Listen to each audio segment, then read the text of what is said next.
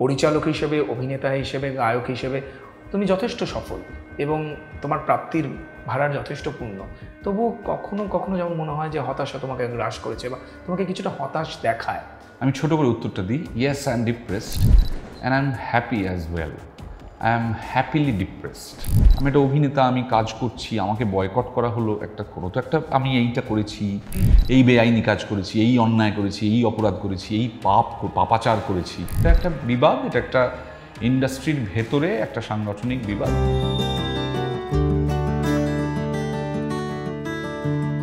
Celeb টকে এই মুহূর্তে uncut আড্ডায় আমার সঙ্গে রয়েছেন অনির্বাণ ভট্টাচার্য।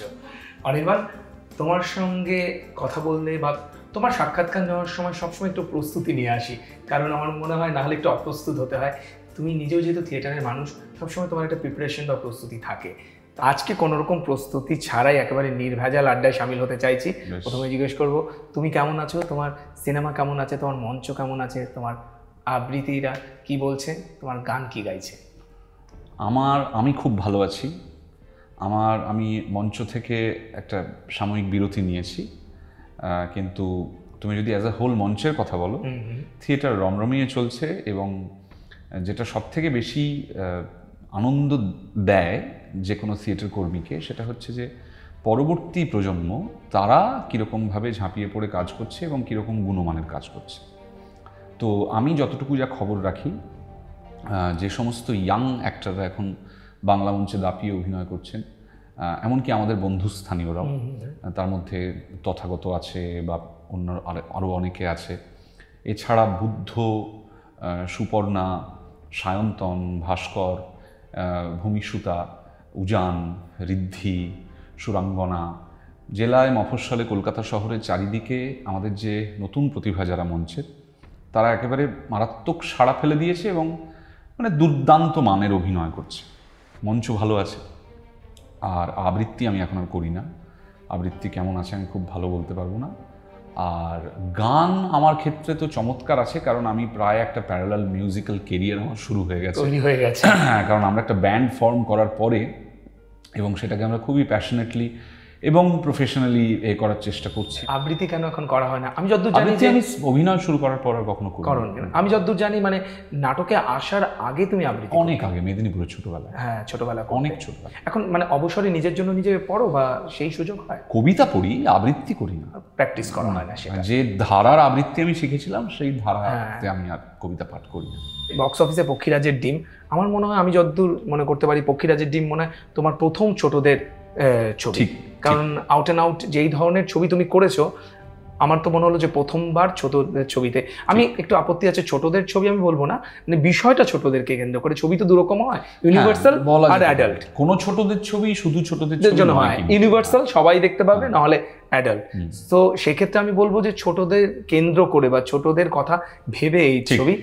সো সেই ছবিতে বা ছোটদের ভাবনার যে ছবি, সেই ছবিতে প্রথমবার মনে হয় অনির্বাণকে দেখতে পাচ্ছি। আমার নিজের ছোটবেলা থেকে ছোটদের ছবি, আমি প্রথম যে ছোটদের ছবিটা দেখেছিলাম, সেটাকে যদিও আবার এগেইন শুধু ছোটদের ছবি বলা যায় না, বেবিজ ডে আউট সিনেমা হলে গিয়ে, তারপরে যা যা কিছু, সেটা পুরো জুরাসিক পার্কের পুরো এটা, তার পরবর্তীকালে ক্রনিকলস ইন নার্নিয়া। আমি একটা ছবি কিছুতেই নাম মনে করতে পারি না, ওই রোমান পোলান্সকির ছবি, একটা সাহিত্য থেকে বানানো, সত্যজিৎ রায়, গুপি গাইন বাঘাবাইন, হীরক রাজার দেশে ইত্যাদি, বা ছুটিতে যে সমস্ত ছবিগুলো দেওয়া হতো, হ্যাঁ, সোনার কেল্লা, সবই দেখেছি এবং এনজয়ও করেছি খুব দেখতে। সেটা হলিউডের কিং কং গডজিলা ছবি হোক বা আমাদের এখানকার সত্যি খুব বেশি সংখ্যক পরিচালক তো বাচ্চাদের নিয়ে ছবি করে না। হ্যাঁ, পরবর্তীকালে দেখা গেছে যে সেটা খুবই কমে এসেছে আর কি, মানে তবু যা কিছু টুকটাক হয়েছে, কিন্তু তারপরে সেটা কখনো কনসিস্টেন্সি বজায় ছিল না। সৌকর্য ঘোষাল এমন একজন পরিচালক যিনি কনসিস্টেন্টলি বাচ্চাদের ছবি বলবো, কিন্তু ছোটদের মনোজগৎ সৌকর্যের ছবিতে একটা বিরাট অংশ, একটা মনন থাকে। তো সৌকর্য সেই মননটা আছে, ঠিক, যে ছোটদের নিয়ে আমি তৈরি করব একটা ছবি। He is very good to handle the ছোটদের। এক্স্যাক্টলি, রেনবো জেলি বলি, ভূতপুরি বলি বা পক্ষীরাজের ডিম বলি, ও কিন্তু বারবার ফিরে গেছে ছোটদের মনোজগৎটা। তো এবং আমার সেটা ভালো লাগছে যে সৌকর্যর পরিচালনাতেই এই ছবিটা আমি করতে পারলাম। পক্ষীরাজের ডিমে যদি দেখি, তুমি বিজ্ঞানী, বাটক বেল, সেক্ষেত্রে তোমার দুরকম চরিত্র আমরা দেখতে পাচ্ছি, হয়তো একটা কম বয়সের, একটা বেশি বয়সের, একটা ট্রান্সফরমেশন আছে। সেই ক্ষেত্রে কতটা চ্যালেঞ্জ ছিল? চ্যালেঞ্জ বেশি ছিল বেশি বয়সটাতেই। আচ্ছা। কারণ বেশি বয়সটাতে সৌকর্য যে ধরনের একটা স্কেচ করেছিল বৈকুণ্ঠ বটব্যালের, সেটা একটা পার্টিকুলার ম্যানারিজম বা পার্টিকুলার একটা বডি মুভমেন্ট বা একটা স্পিচ প্যাটার্ন ডিমান্ড করে। হয় না, একটা ছবি দেখেই মনে হয় যে এই লোকটা কি গলায় কিভাবে কথা বলে, এই লোকটার মানে শ্বাস সাইকেলটা, ব্রিদিং সাইকেলটা কি, মানে হয় না, হ্যাঁ, ম্যানারিজমগুলো কি কি হতে পারে, বা কি নিয়ে অবসেসড, কি নিয়ে প্যাশনেটে, কি নিয়ে ইমোশনাল, যে খুব খুব সিনেম্যাটিক অ্যাক্টিং এটাকে বলা যায় না। আবার থিয়েটারের অভিনয়ও যে বলা যায় তা নয়, অভিনয়টা লাউড নয়, কিন্তু অভিনয়টা খুব সিনেমার যে স্বাভাবিক অভিনয় বলতে আমরা যা বুঝি। কারণ বটব্যালের যা বয়স, আমার বয়স তা না, আমার থেকে বটব্যাল বয়স বড়, অনেক বড়। তো সেইটা করতে গেলে এমনিতেই একটা কিছু এক্সট্রা টুলসের সাহায্য নিতে হয়। তার সাথে সৌকর্য যে ম্যানারিজমগুলো জুড়েছে, যে ধরনের একটা কেশসজ্জা আমার আছে, হ্যাঁ, যে ধরনের লুক, ক্লোদিং স্টাইল আমার আছে, আমি যেরকম জামা কাপড় পরছি, সেটার সাথে অনেকখানি বদলে ফেলতে হয়েছিল। মানে অনির্বাণের, মানে বিভিন্ন যে অনির্বাণ থেকে বেরিয়ে এসে অনেকটা বেরিয়ে গিয়ে একটা জিনিস করতে হয়। সৌকর্যের থেকে শোনা যে ও একটা ধারণা করেছিল, কারণ তোমাকে ভেবেই সৌকর্য এই চরিত্রটা কিন্তু লিখেছিল। ওর ইচ্ছে ছিল যে অনির্বাণ ভট্টাচার্য এটা করুক, এবং ফ্লোরে যখন তোমাকে পেয়েছে, ও নিজে বলেছে যে তুমি যতটা ও এক্সপেক্ট করেছিল তার থেকে একটা অন্য মাত্রা বা একটা অন্য ডাইমেনশন দিয়েছো চরিত্রটাকে, যেটা ও শুধু বলেছে যে এটা এনরিচডই হয়নি, এই চরিত্রটাকে একটা অন্য পর্যায়ে নিয়ে গেছে। সেটাও একজন পরিচালকের মুখ থেকে শোনাটা বিরাট প্রাপ্তি। পরিচালকই তো প্রথম দর্শক।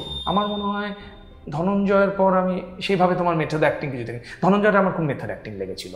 ধনঞ্জয়ের ফাইনালি ভালোবাসা, হ্যাঁ, অঞ্জন দত্তের, এই দুটো ছাড়া কিন্তু আমার অনির্বাণকে কোথাও মনে হয়নি। হ্যাঁ, চরিত্রায়নে তো এক একটা ক্ষেত্রে একরকম পরবর্তীকালে অভিনবত্ব প্রয়োজন হয়নি, হ্যাঁ, বা পক্ষীরাজের ডিমেও হয়নি, সেটাও হয়নি। তাহলে কি তোমার মনে হয় যে না, মেথড অ্যাক্টিংটা সেইভাবে কোনো পার্টিকুলার মিডিয়ামের জন্য বা পার্টিকুলার ক্ষেত্রেই প্রযোজ্য? চরিত্রের উপর ডিপেন্ড করে, চরিত্রের উপর ডিপেন্ড করে, নাম্বার ওয়ান। নাম্বার টু হচ্ছে মেথড একটা প্রসেস, সেই প্রসেসটার একটু সার্কামস্ট্যান্সিয়াল সাপোর্ট লাগে। হ্যাঁ, একটা পার্টিকুলার পরিবেশ লাগে। একটা পরিবেশ ছাড়া মেথড অ্যাক্টিং করা, মানে ক্লাসিক্যাল মেথড অ্যাক্টিং, সেটা হয় না। ওটা কিন্তু ফ্লেক্সিবিলিটি খুব কম। ফ্লেক্সিবিলিটি, হ্যাঁ, আমি বলছি যে একটা পার্টিকুলার পরিবেশ লাগে। সেটার ক্ষেত্রে আমরা যে তাড়ার মধ্যে কাজ করি, বা আমরা যে মিনিমাম রিসোর্স নিয়ে কাজ করি, তার মধ্যে একদম ক্লাসিক্যাল হলিউড মেথড ইমপ্লিমেন্ট করাটা একটু সমস্যা বলে আমি মনে করি। আমরা জানি যে এ মার্কা ছবিগুলো আমরা দেখতাম ছোটবেলা, খুব মানে তার একটা মার্কেট, দেখুক না দেখুক একটা এ লেখা আছে, তার প্রতি একটা আগ্রহ বেশি, অ্যাডাল্ট। আবার কিছু পার্টিকুলার ছবির নিজস্ব জনার আছে, সেগুলোর প্রতি এক ধরনের আগ্রহ তৈরি হতো। এই আগ্রহ থেকে তো একটা মার্কেট তৈরি হয়। সকলেই জানে যে সবাই চায় যে আমার ছবির টাকাটা তুলে আসুক মার্কেট থেকে, তাই না? লস করার জন্য কেউ ছবি বানায় না। সো সেক্ষেত্রে একটা বড় কারণ যে ছোটদের ছবি থেকে প্রফিটটা হয়তো সেভাবে উঠে আসে না, বা বাজার থেকে টাকা তুলে আনাটা খুব কঠিন, তাই জন্য প্রযোজক পরিচালকরা সেভাবে উৎসাহিত হয় না। ছোটদের ছবির বক্স অফিসের ইতিহাস যদি দেখা যায়, তাহলে দেখা যাবে যে বেশিরভাগ ছবি বক্স অফিসে সফল। কারণ ছোটদের ছবির এমনিতেই একটা সুবিধে হচ্ছে যে ছোটরা যেহেতু নিজেরা যেতে পারে না, অনেক সময় বাড়ি থেকে ছাড়ে না, তাদের বাবা মা বা কাকু কাকিমা, জ্যাঠা জেঠি, দাদু ঠাকুমার সাথে যেতে হয়। এখানেই আমার যারা টার্গেট কনজিউমার, তাদেরকে আমি টার্গেট করলে এমনি একজন পিছু আর 2-3 জন বেড়ে যাচ্ছে। ফলে তো খুব স্বাভাবিক অঙ্কের নিয়মেই ছোটদের ছবি অন্যান্য ছবির থেকে বাণিজ্যিক একটা স্পেকট্রামে, বাণিজ্যিক একটা প্রপোজাল হিসেবে অনেক বেটার প্রপোজাল প্রযোজকদের কাছে। হয় না কেন সেটা আমি আলাদা করে বলতে পারবো না, কিন্তু সত্যিই যদি ছোটদের ছবির একটা পাইপলাইন বজায় থাকে যে কোনো ইন্ডাস্ট্রিতে, তুমি নিজেও বললে যে সর্বভারতীয় ক্ষেত্রেও ছোটদের ছবি হওয়া প্রায় বন্ধ হয়ে গেছে, সেভাবে তৈরি হচ্ছে না। এবং আসলে ছোটদের ছবি তো বানায় বড়রাই। হ্যাঁ, পৃথিবীতে তো ছোটদের ছবি বড়রাই বানিয়েছে। বড়রা আসলে এখন নিজেদেরকে নিয়ে এত, মানে মগজটা তো বড়দেরই। হ্যাঁ, মানে বড়রা নিজেদেরকে নিয়ে এতটাই ব্যস্ত হয়ে পড়েছে, আর ছোটদের কথা, মানে আমি যেহেতু ইকোনমিক লিবারালাইজেশনের আগে আমার জন্ম, অর্থনৈতিক উদারীকরণটা বড় হওয়ার সঙ্গে সঙ্গে দেখেছি। কিন্তু এটা অনির্বাণ তুমি মানবে কিনা আমি জানি না, অর্থনৈতিক উদারীকরণ আমাদের দেশে যখন এসেছে, শিল্প আমি দেখেছি যে ধীরে ধীরে ধীরে ধীরে কোথাও যেন তার মাহাত্ম্যটা হারিয়েছে। মাহাত্ম্যর থেকে বড় কথা বলবো, কোথাও যেন শিল্পকর্ম ম্লান হয়েছে ধীরে ধীরে। তুমি কি ফিল করো এটা? বিরাট আলোচনা, হ্যাঁ হয়েছে, ডেফিনেটলি হয়েছে। হ্যাঁ, আমি তো এগ্রি হয়েছে, আমার মনে হয় ম্লান হয়েছে। তার অনেক কারণ আছে, সে বিশাল আলোচনা। হ্যাঁ, খুব খুব একাডেমিক হয়ে যাবে আলোচনাটা। কিন্তু সেটা কি কোথাও শিল্পী অনির্বাণকে কষ্ট দেয়? হ্যাঁ দেয়, কি করা যাবে, কষ্ট দেয়। দিস ইজ মাই টাইমিং, আমি এই সময় জন্মেছি, আমি এই সময় কাজ করছি। সেই সময় যা যা যা যা কনসিকুয়েন্সেস আছে, যারা স্বাধীনতা আন্দোলনের সময় যারা শিল্প চর্চা করেছে, যারা দ্বিতীয় বিশ্বযুদ্ধের সময় পৃথিবীতে ইউরোপে শিল্প চর্চা করেছে, তারা তাদের সময়কার যে সমস্ত অন্ধকার, যে সমস্ত ধোঁয়া ধুলো, সেগুলো মেনে নিয়ে কাজ করেছেন। আমার সময় যা ধোঁয়া ধুলো, যা যা কিছু আছে, মানে প্রতিকূল পরিস্থিতি, আমাকে সেগুলো মেনে নিয়ে কাজ করতে হবে। ও নিয়ে কান্নাকাটি করে তো লাভ নেই। সকলেই যুগের পর যুগ ধরে শিল্পীরা কোনো না কোনো রকমের মানে অসুবিধার মধ্যে দিয়েই কাজ করে গেছেন। পরিচালক হিসেবে, অভিনেতা হিসেবে, গায়ক হিসেবে তুমি যথেষ্ট সফল এবং তোমার প্রাপ্তির ভাড়ার যথেষ্ট পূর্ণ। তবুও কখনো কখনো যেমন মনে হয় যে হতাশা তোমাকে গ্রাস করেছে বা তোমাকে কিছুটা হতাশ দেখায়। আমি ছোট করে উত্তরটা দিই, yes I am depressed and I am happy as well. I am happily depressed, এটাই বলতে পারি। মানে হ্যাপিলি সিঙ্গেলের মতো শোনাচ্ছে। যাই হোক, আই এম হ্যাপিলি ডিপ্রেসড। ডিপ্রেশনও কিন্তু সবসময় আমরা দুঃখ বহন করে আয় না। ডিপ্রেশনের যাই করুক, দুঃখ দিক কষ্ট দিক, I am happily depressed. This is মানে আমাকে বদার করে না এটা। আমাকে হাসতে, আমার একটা কমেডি করতে, একটা ভালো গান করতে, একটা আনন্দে নেচে উঠতে, এই সবগুলোই আমি করি। তখন আমার ভেতরে একটা পার্টের ডিপ্রেশন থাকে। আমি ওই জন্যই বলছি যে আই এম হ্যাপিলি ডিপ্রেসড। আগে এটা নিয়ে খোলাখুলি আলোচনা হতো না, এখন দেখি দীপিকা পাডুকোন থেকে শুরু করে সকলেই ডিপ্রেশন নিয়ে আলোচনা করে। আমার প্রশ্ন এখানে যে ডিপ্রেশন নিয়ে আলোচনা এই জন্যই উঠে আসছে কারণ আমরা সবসময় ফিজিক্যাল হেলথ নিয়ে ভাবি, মেন্টাল হেলথটাকে আমরা অতটা গুরুত্ব দিই না। তোমার মনে হচ্ছে যে ধীরে ধীরে মানুষ শিখছে যে মেন্টাল হেলথটাকেও প্রায়োরিটি দিতে হবে? মেন্টাল হেলথ নিয়ে যারা কাজ করেন তারা বলতে পারবেন, রিয়েল ডেটা তাদের কাছে আছে, আমার কাছে নেই। মানে একটা কথা বলতে হবে, তার তো একটা কোনো তথ্য সমৃদ্ধি থাকতে হবে। আমি তো হ্যাঁ আমার মনে হয়, আমার অনেক কিছুই মনে হয়, আমার মনে হওয়া দিয়ে তো হয় না। যারা মেন্টাল হেলথ নিয়ে কাজ করছেন তারা বলতে পারবেন। ক্লিনিক্যালি এটাকে নিয়ে অনেকে কাজ করছেন, অনেক অর্গানাইজেশন আছে, অনেক এনজিও আছে, ডাক্তাররা আছেন, মেডিকেল এরা আছেন, তারা অনেক বেটার আমার থেকে বলতে পারবেন এবং তাদের থেকে শোনাটাই বেটার। আমাদের এটা হয় না, মানে আলুর দাম থেকে শুরু করে মহাকাশে চাঁদের ধুলো অবধি এখানে সবই বলে অভিনেতারা। হ্যাঁ, ভারতবর্ষে যেহেতু ক্রিকেটার আর অভিনেতারা খুব ফেমাস, হ্যাঁ, তিনটে পেশা খুব ফেমাস, একটা হচ্ছে রাজনৈতিক নেতা, একটা হচ্ছে অভিনেতা, একটা হচ্ছে ক্রিকেটার। বলতে এরাই সব জানে। হ্যাঁ, ক্রোমোজোম থেকে শুরু করে অ্যামিবা থেকে শুরু করে মানে এআই এর একদম মানে আপগ্রেডেড মানে রিসেন্ট মডেলটা অবধি সব জানে। এমন তো নয়, আরও সমাজে আরও অনেক এক্সপার্টরা আছেন। কেউ মাটি নিয়ে কাজ করেন, কেউ পরিবেশ নিয়ে কাজ করেন, কেউ হেলথ নিয়ে কাজ করেন। এক্সপার্টদের জিজ্ঞেস করলে সঠিক উত্তরটা জানা যাবে। নাহলে কি হয়, অভিনেতারা বিভিন্ন ধারণা থেকে বিভিন্ন কিছু বলেন, সেগুলো সমাজে একটু ভুলভাল বার্তাও যেতে পারে। এই আমি একটা উদাহরণ দিই, আমি বললাম আমি হ্যাপিলি ডিপ্রেসড। হ্যাঁ, এই কথাটা আমি আমার জায়গা থেকে বললাম। এবার একজন মানুষ থাকতে পারেন, তিনি ডিপ্রেশনে ভুগছেন, তিনি ডিপ্রেশনে কষ্ট পাচ্ছেন, তাকে ওষুধ খেতে হচ্ছে, ডাক্তারের ট্রিটমেন্টের মধ্যে রয়েছে। তার এই কথাটা শোনার পর তার মনে হতে হবে হ্যাপিলি ডিপ্রেসড, আমি একটা ডিপ্রেশনে শুকিয়ে যাচ্ছি, কুঁকড়ে যাচ্ছি, ও হ্যাপিলি ডিপ্রেসড, ও ডিপ্রেশনের সম্পর্কে কিছু জানেই না। সেই কারণে বলছি এগুলো খুব সাবজেক্টিভ, মানুষ টু মানুষ ভ্যারি করে পার্সপেক্টিভ। হ্যাঁ, তাই এক্ষেত্রে উচিত হচ্ছে হোলিস্টিকভাবে ডিপ্রেশন জিনিসটা যিনি জানেন, একজন সাইকিয়াট্রিস্ট বা একজন সাইকোলজিক্যাল কাউন্সিলর, তার সাথে কথা বলাটা হচ্ছে বেস্ট অপশন। হাতের 5টা আঙুল তো সমান হবে না। আমি যদি ডিপ্রেশনে, ধরো তুমিও ভুগছো আমিও ভুগছি, তোমার ডিপ্রেশন আর আমার ডিপ্রেশনের যে মিল থাকতে হবে তার কোনো মানে নেই। তুমি অঙ্ক করছো আমি অঙ্ক করছি, দুজনের খাতায় যে একই আনসার আসবে তার কোনো উত্তর নেই। সো এটা খুব জাজমেন্টাল বললে ভালো। হ্যাঁ, না আমরা খুব জাজমেন্টালও হয়ে যাই যে মানে ও এটা করলো আমি এরকম না, আমার তো এটা আছে। কিন্তু এইটা ভাবনারও তো একটা অবকাশ রয়েছে। যারা একটু পড়াশোনা খোঁজ খবর রাখে বা যাদের আমি জানি না বেড়ে ওঠাটা সেরকম, যে হাতের 5টা আঙুল তো সমান হবে না, সেক্ষেত্রে আর অনির্বাণ ভট্টাচার্যের মতো হবে, মানস বসাকের মতোই হবে। সো এই ভাবনাটা থাকলে আমার মনে হয় যে কন্ট্রাডিকশনটা খুব কম হয়। ছবির মানে চলচ্চিত্রের পরিচালক হিসেবে তুমি নিজেকে দেখতে চেয়েছিলে না, আর নাটকের পরিচালনাতে আসার তোমার বেশি ইচ্ছে ছিল? নাটকের পরিচালক হিসেবে বেশি ইচ্ছে ছিল, ঘটনাচক্রে আমি সিনেমার পরিচালনায় এসেছি। এর জন্য কোনো আক্ষেপ রয়েছে? না, করেছি আমি নাটক পরিচালনা, তো করেছি আমরা জানি, আক্ষেপ আমার কিছু নেই। ভবিষ্যতে সুযোগ পেলে করার ইচ্ছে আছে? হ্যাঁ, অবশ্যই করবো। পরিচালকদের সঙ্গে টেকনিশিয়ানদের একটা ঝামেলা চলছে বা তোমাদের যারা পরিচালক সংগঠনে ছিল একে একে অনেকেই হয়তো বেরিয়ে গেছে, সেটা কাজের ক্ষেত্রে কোথাও অন্তরায় হয়ে দাঁড়িয়েছে তোমার ক্ষেত্রে?